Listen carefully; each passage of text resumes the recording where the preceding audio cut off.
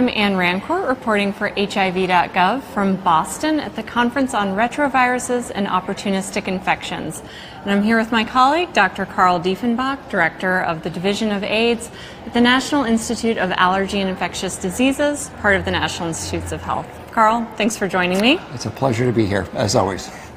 So today we heard interim results from the Openlabel extension study of the vaginal ring. We've talked a lot about the vaginal ring before here on Facebook Lives for HIV.gov. So we're going to find out those results that are new today. But first, where are we with the vaginal ring? So the vaginal ring has been through two pivotal trials for licensure. And as such, then IPM, the sponsoring organization for those two studies, has filed with the EMA, the European Regulatory Agency, to get licensure in Europe that will also then cover Africa. That is an ongoing process right now. So that's like the European version of our FDA, Food and Drug Administration. The European equivalent of the US FDA that controls what drugs can be provided safely to people. And so that's underway right now. And that's an important step forward, and we're all thrilled that we have reached that stage. IPM is driving this in a way that is appropriate, and we'll see what happens from here on out. Wonderful.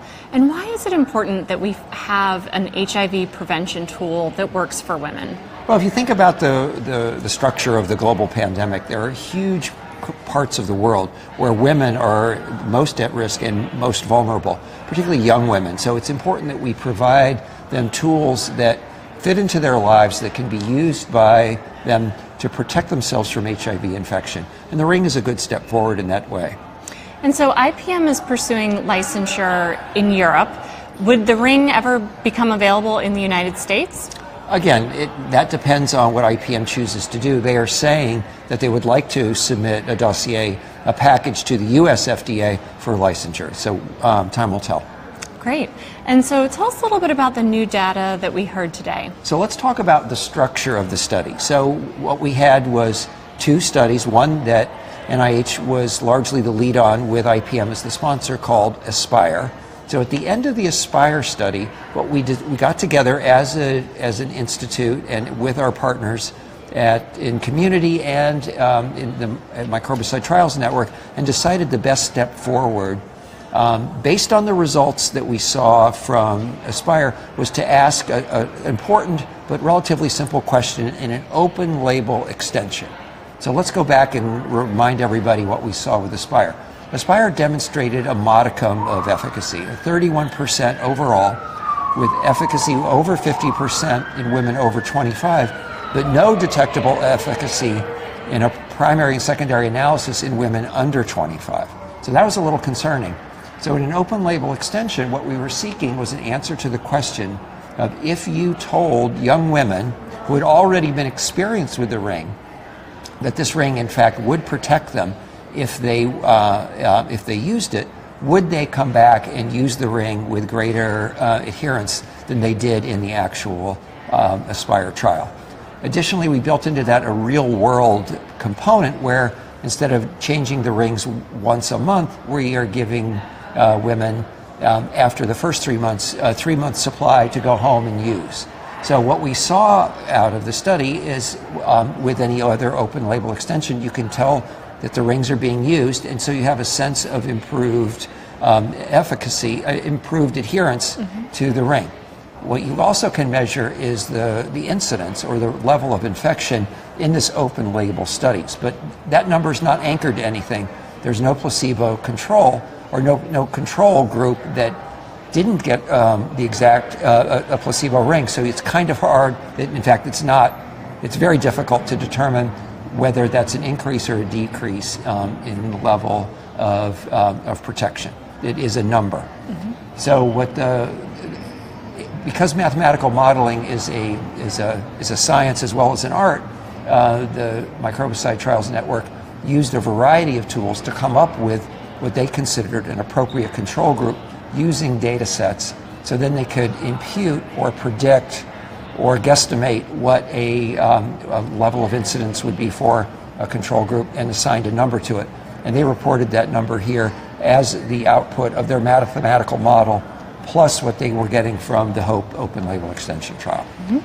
So looking just at what they found on adherence to the ring so far in this at this interim point, how did that look? It looks pretty good. We're pleased by that, and we remain hopeful that that will be sustained as we go forward into the last months of the open label extension trial.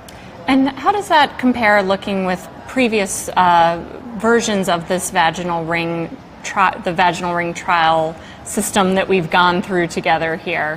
Where are we now? So I think we are at overall better level of adherence than we had throughout the trial.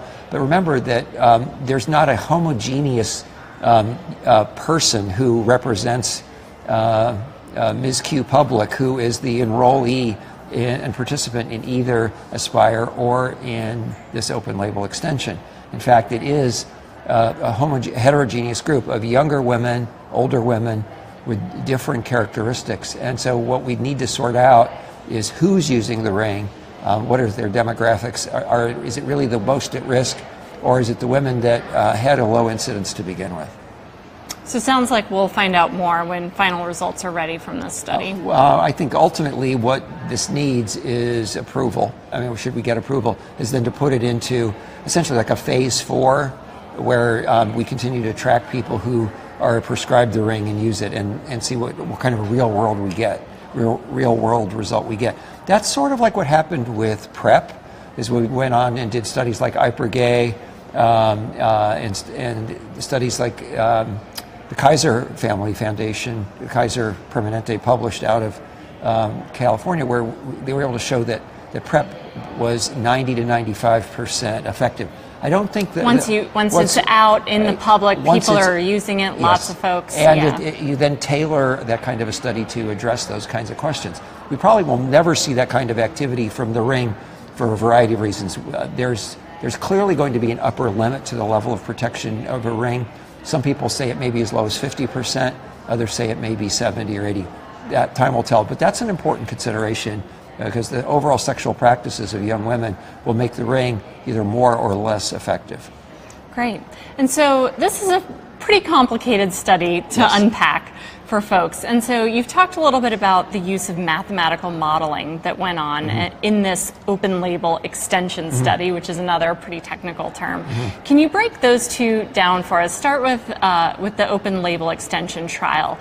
We've been talking this week about understanding studies and being able to judge when you hear things reported in the media, whether or not it's something that you can take to your doctor, that you should be asking about immediately or changing behavior based on, or something where we're still in the stages of figuring it out from scientific research. So the ultimate study is a randomized controlled, double-blind, placebo-controlled, or appropriately controlled by a standard of care that is large enough to give you 90% power to detect a difference.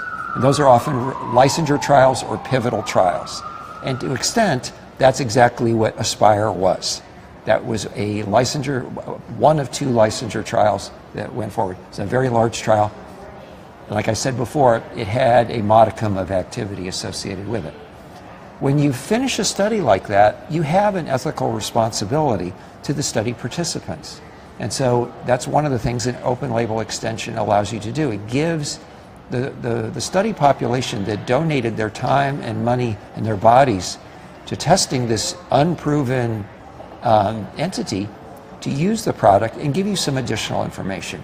So there is some additional information, such as adherence, that you can get from an open label extension by looking at drug levels and the degree of infected or not infected. You can also determine the kinds of drug levels that are needed to get protection. That's something that the IPREX open label extension study did years ago very well, in terms of really being able to define the amount of drug in blood spots, and we're able then to determine a level of protection based on a level of tenofovir in blood. In this case, what we have, though, is the mixing in of other technologies. Because it is an open label extension, it's a single arm study. So there's no predefined comparator group. And that's an important issue, is what are you comparing your study population too. It's usually a randomized, a randomized meaning that people come into the study, consent, and then they're assigned to group A or group B, and they don't know what they're actually getting. In this case, it's open label. There's only one group. And everyone gets study drug. In the other example, some people get drugs, some people get a sugar pill. Or a sugar injection. Right. Or something that is, or the standard of care. Mm-hmm.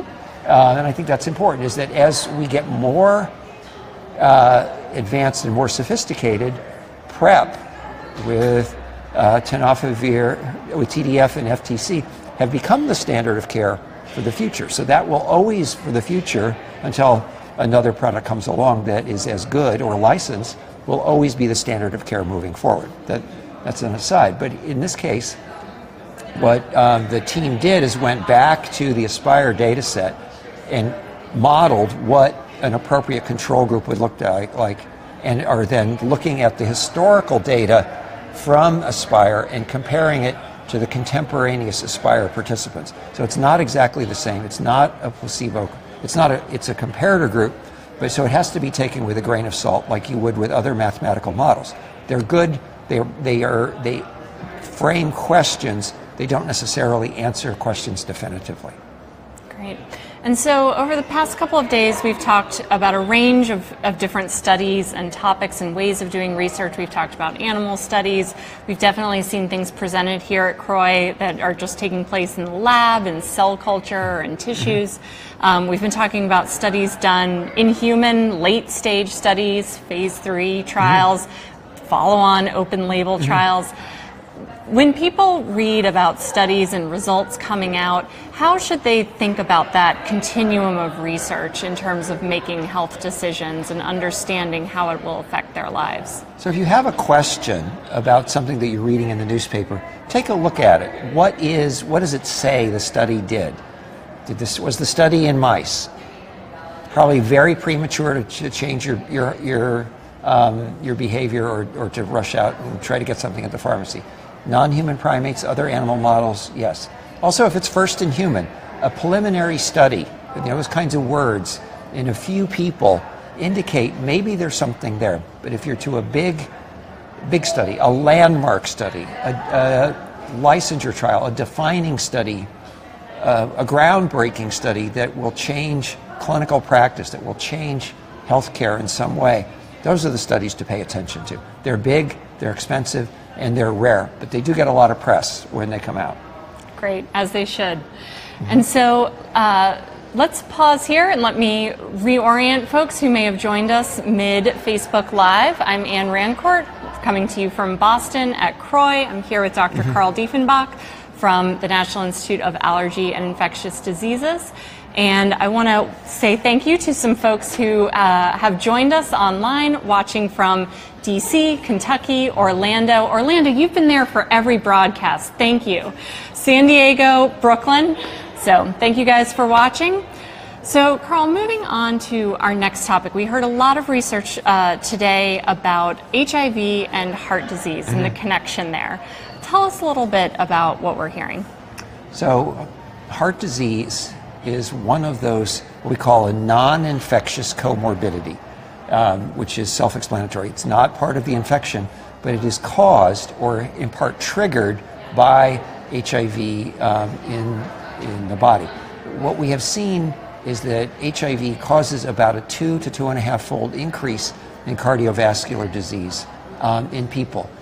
And furthermore, cardiovascular disease is magnified by an individual people living with HIV have their cardiovascular disease magnified by the other existing preconditions they have that are relevant to cardiovascular disease, such as genetics, smoking, not eating right, obesity, bad lifestyle choices, alcohol use. So if you think about it, HIV is a huge risk modifier that we have. What the studies reported today was the types and the severity of the lesions that we are seeing in vessels and in the heart that are associated with cardiovascular disease in HIV infection.